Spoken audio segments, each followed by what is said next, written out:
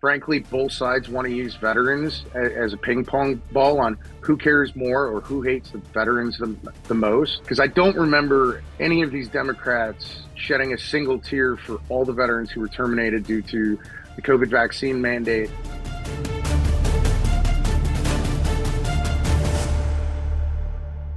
On Wednesday, news broke that Donald Trump's administration is planning to axe 80,000 jobs from the Department of Veterans Affairs. That is a huge proportion of jobs that exist at the department. Now, according to this bombshell report in the Associated Press, quote, the VA's chief of staff told top-level officials at the agency that it had an objective to cut enough employees to return to 2019 staffing levels of just under 400,000. That would require terminating tens of thousands of employees after the VA expanded during the Biden administration, as well as to cover veterans impacted by the burn pits under the 2022 PACT Act.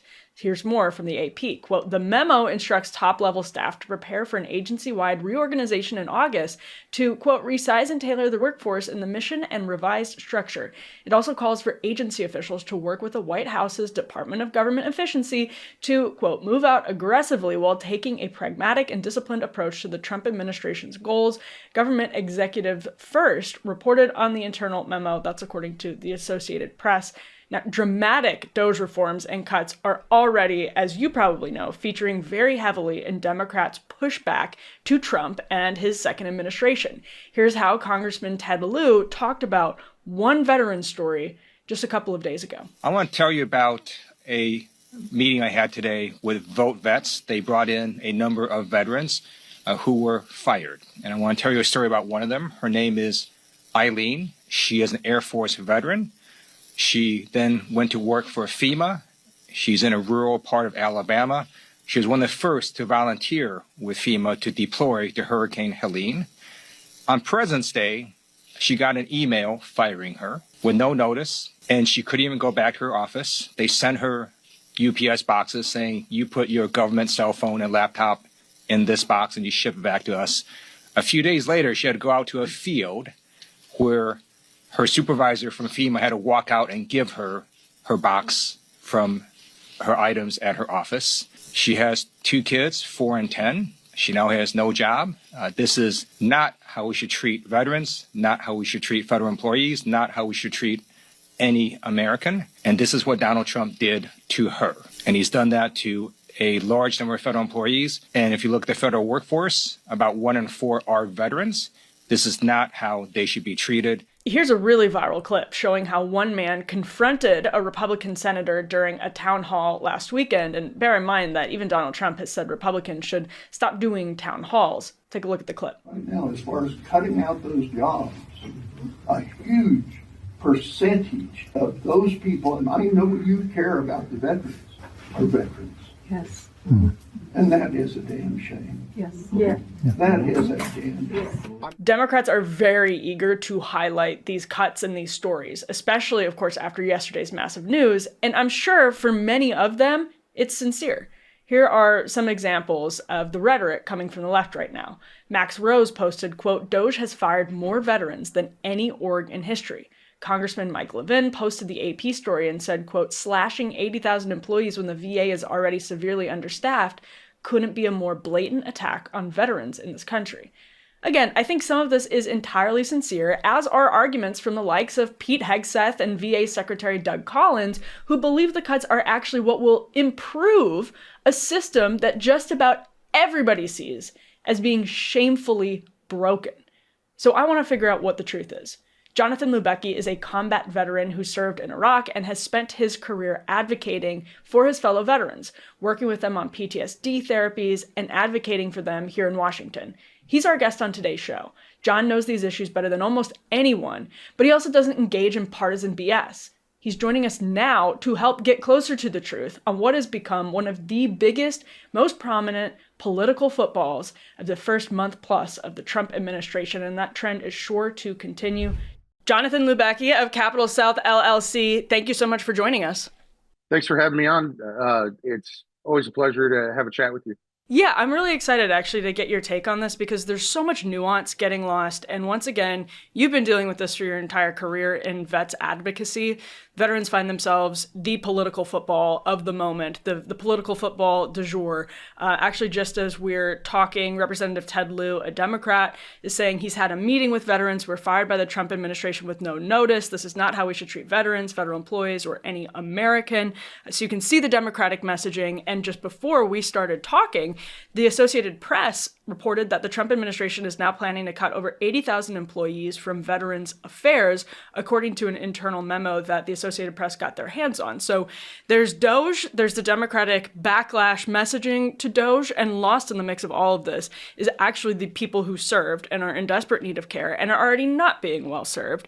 So, John, if you could start just by giving us some of your perspective on what's happened over the first several weeks as it pertains to veterans. You come to this with actual nuance and experience, so I'm actually very, very eager to hear your reflections on what's happened so far.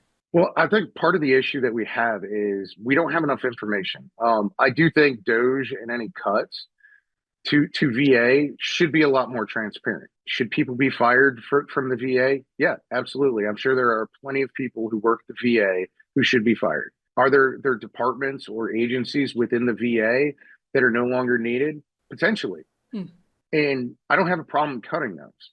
But if you're going to have such a sweeping answer as we're going to cut 80,000 workers, I can see if they're going to automate and improve the claims approval process, especially for a lot of things like GI Bill for college, GI home loan, and a lot of these things where it has to go through multiple levels of different human beings, and a lot of times in paper stacks in order to get these things approved, when most veterans, by just submitting a DD-214, can show that they're qualified and a decision be issued, frankly, immediately. Now, if you're talking about, hey, we're gonna terminate all mental health professionals because we don't believe in mental health, that's a different story. And I don't think we know enough. And because, frankly, both sides want to use veterans as a ping pong ball on who cares more or who hates the veterans the most.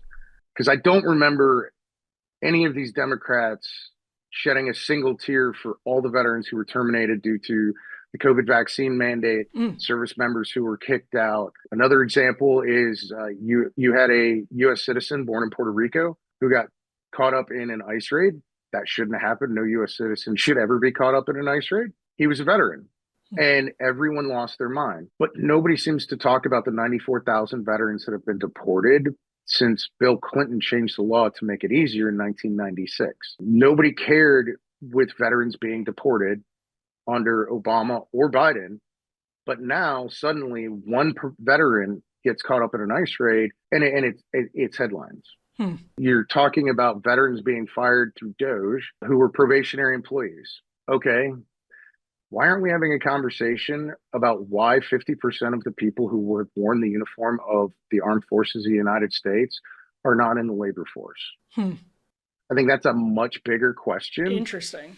About veterans and veterans' health, especially as it relates to mental illness and suicide. If all you do is sit on a couch and collect a check, you're not helping society. You've lost that drive. A lot of veterans will get mad at me for saying this. Just because you're a veteran doesn't mean you're a good person. We have an entire military justice system and brigs that are filled with people who committed crimes. The military is a microcosm of the society from which it recruits from. And so everything that exists in society exists in the military, to include bad people. Right. You being a good person increases the likelihood that you would choose a path of service. Right. You know, be it as a first responder, a healthcare provider, you know, serving in the military. But just because you're that thing doesn't mean you're a good person or a bad person. It just means you did that thing.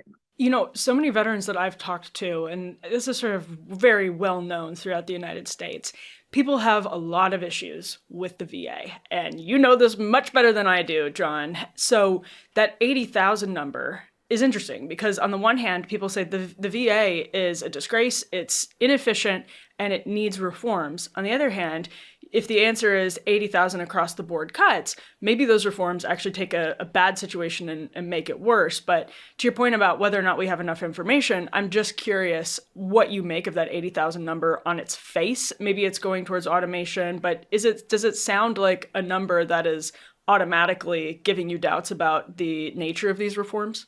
So I did a quick Google search on how many people work at the VA. It's in the hundreds of thousands. So 80,000, even if it's 300,000 that work at the VA, is still a giant chunk.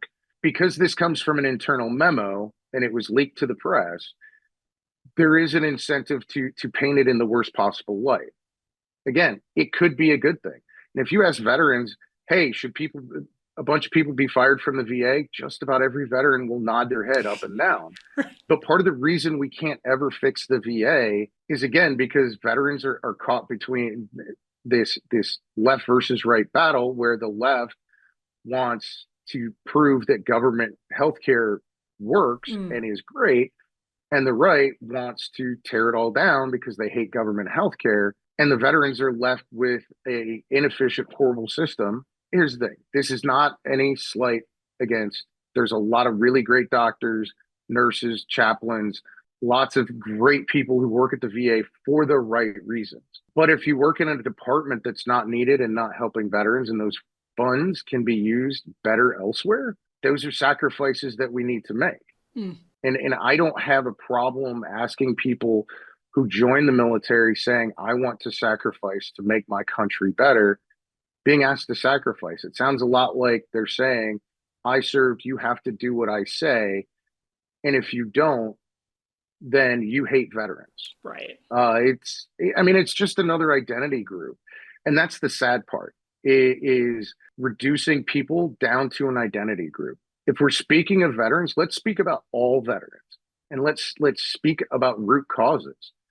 And I do think that, sadly, the VA is one of those root causes that we need to have a conversation about on how to make it better for veterans, not how to make it better for politicians, not how to make it better for talking points in a speech, but make it better for veterans.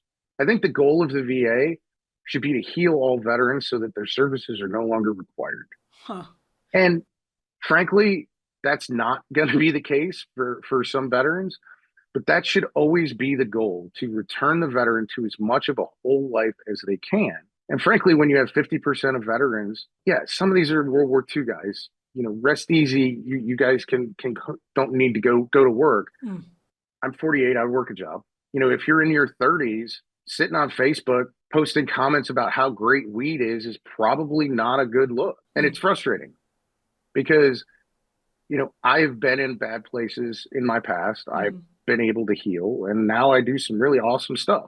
But I think every veteran should have that goal, except for those who are beyond retirement age. You should want to get the life that you had before your service. I'm curious, actually, because this could tell us what we might see in the weeks and months ahead. Where historically has the right gone wrong on this question? Because your point about Democrats using the VA as trying to use it as a prop to show that government healthcare is the way of the future and the sort of just path for the American system. I think that can also probably be flipped, where people on the right have tried to use the VA as an example or a prop to say government healthcare can't work in any capacity whatsoever. We were talking before air about how sometimes you saw that from Koch affiliated groups. What's your take on potentially who might have influence in a direction that could be bad here, or maybe what ideological strains that exist on the right that could go wrong?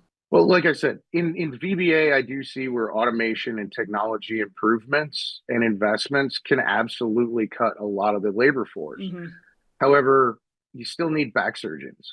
You still need people who can fit prosthetics. You still need, mental health professionals and social workers. And this is where, if it falls under VHA side, for example, the Koch brothers and Concerned Veterans for America, which was run by Pete Hegseth, their whole mantra was to get rid of the VA and give every veteran, a voucher for health insurance.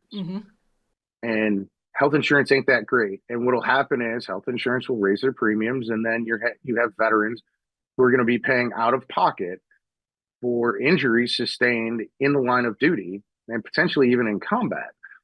And that will shatter the trust with veterans, much like, honestly, how the ending of the Afghan war shattered a lot of trust with veterans. Because of that, that's going to affect recruiting numbers. That's going to affect the people willing to go serve in our military and to go fight and win wars that could be on the horizon. Sadly, I don't want my own kid to serve, not because I don't think it'd be good for him. I think it'd be great for him. I don't know how he'll be treated after he comes home. I mean, we've had, in a lot of cases, Vietnam vets come back and they get spit on. Fortunately, a lot of the GWOT guys, we got parades and stuff, and then they forgot about us because it became a political battle and not a question of what is best for veterans and what works to all veterans. We've talked in the past on psychedelics and cannabis for mental health issues with veterans. Well, the people who wanted to legalize weed got veterans, cancer patients, and kids with epilepsy to go talk about how they were going to off themselves if they didn't get medical cannabis. And interestingly enough, the VA still hasn't issued a prescription because actually getting it to veterans through the VA, I guess, slipped their mind once they got it through all the states. And we're seeing the similar pattern with psychedelics, where you have 60 bills in 22 states, a lot of which are decriminalization bills under the guise of compassionate use.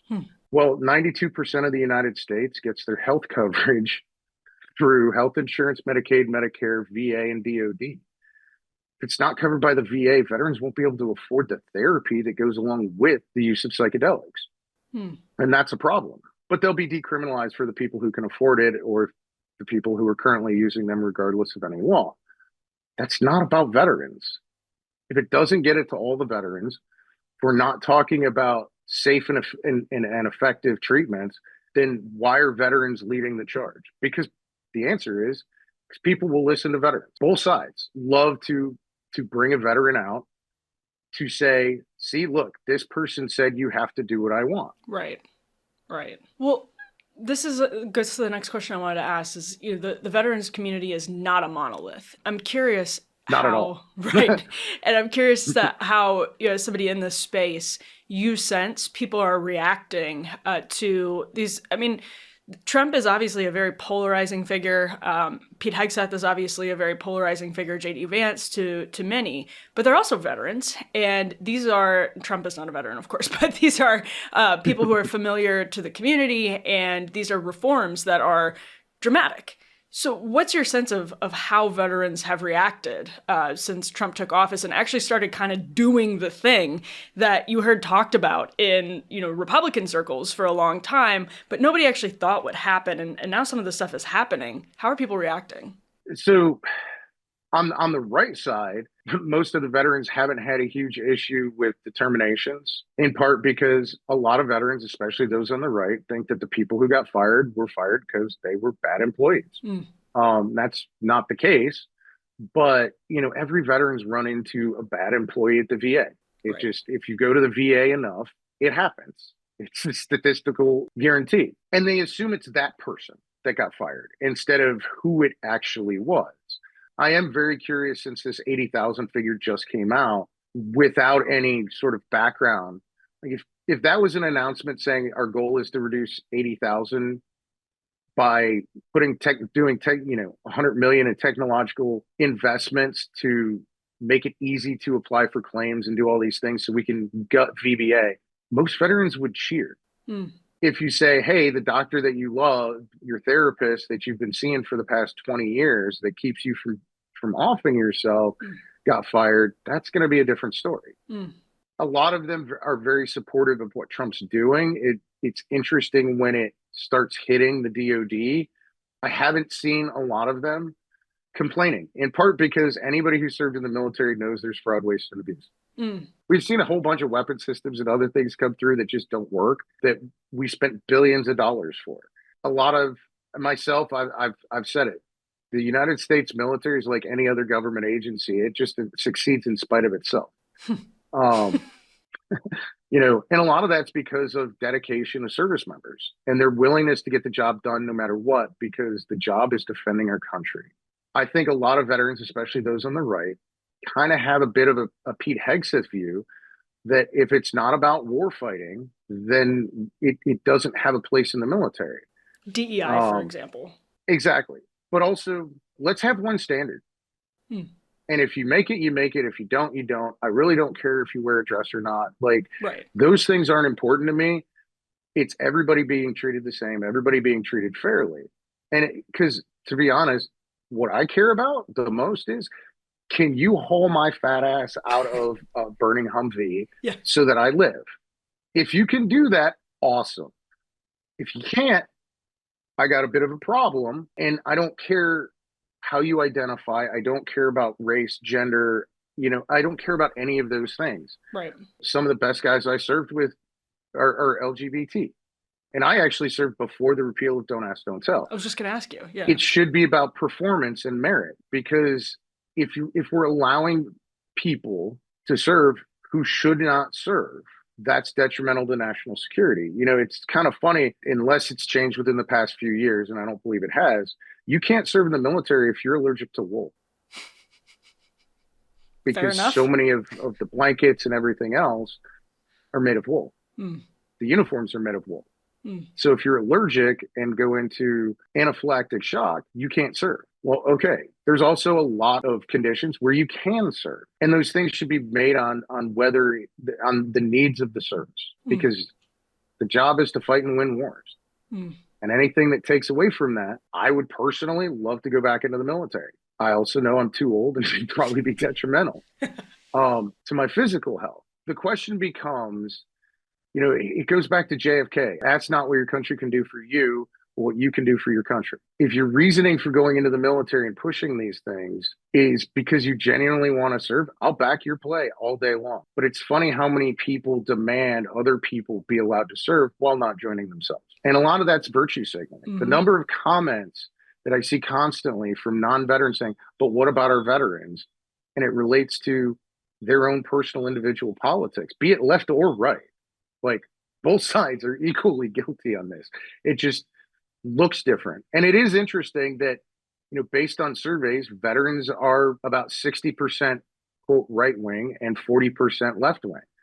It's not a monolith.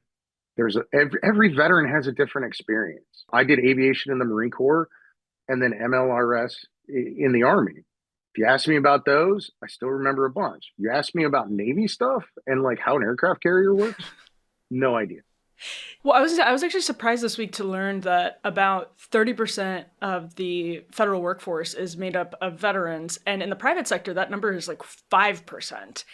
And I'm curious if these cuts, as you say, some of which could be entirely reasonable, are happening. There are probably a lot of great, hardworking veterans who will theoretically get caught up in some of this, and I wonder if there's something you'd like to see from the Trump administration or the government itself more broadly to maybe help increase the private sector participation of people who are getting laid off from the VA, or people, as you say, who are living off of these sort of paltry checks, living kind of mediocre lives, maybe unfulfilling lives. I'm sure you know this better than I do, with people that you work with off of checks that could be, in the private sector having great careers.